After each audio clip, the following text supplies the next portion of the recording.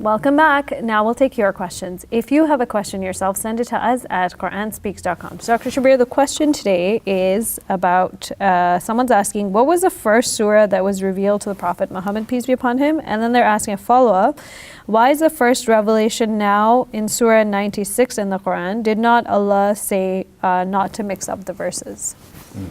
So it's an interesting question. Generally, the reports say that the 96th chapter of the Quran, at least the first 5 verses, was the first portion to be revealed to the Prophet Muhammad, peace be upon him.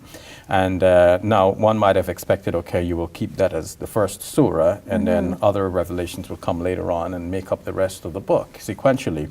But that's not how it is arranged. But who decided that it should be arranged in this way?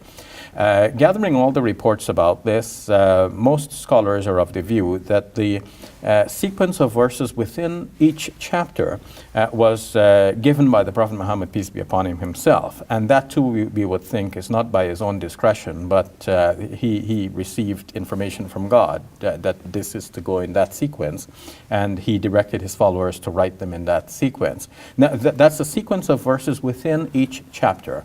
But now what about the sequence of chapters, like which chapter follows one from another? So that too, many think, must have been by the Prophet's directive as well.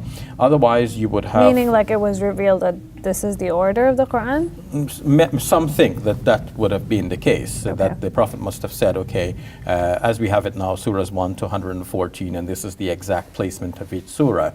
But against that is the report, or are the reports that some of the companions of the Prophet Muhammad, peace be upon him, had copies of the Quran in which the surah sequences were slightly different than what we have now. So instead of going surah 1, 2, 3, 4, 5 as we have it now, they might have had 1, 2, 3, 5, 4 as an example. And then they would go back to 6. So there are some slight variations like this in what is reported about those variant copies of the Quran that were held by some companions of the Prophet, peace be upon him. So putting all of this together, the most reasonable view would be that the Prophet, peace be upon him, did not dictate to his followers that the surahs must be in this particular order, one after another.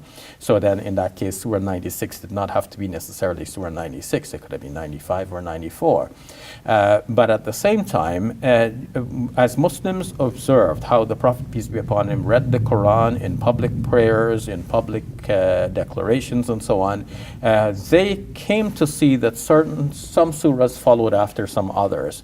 So for example, it is reported that the Prophet, peace be upon him, prayed, and in his prayer he recited the first chapter, which is natural at the beginning of a prayer, then he followed it up with the second, then the third, then the fourth, and now what we have is the fifth. So they can see some sequences like that, and that would account for the unanimity on certain arrangements, and also the diversity in certain minor details as to how the surahs come one after another. In any case, the sequence of surahs do not really change the meaning, because each surah is interpreted by itself and not by virtue of its particular and specific placement.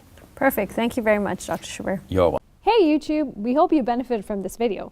If you liked it, or if you didn't, let us know in the comments below. And if you're interested in learning more, check out some of our other videos. And don't forget to subscribe so you can get new videos every Monday, Wednesday, and Friday.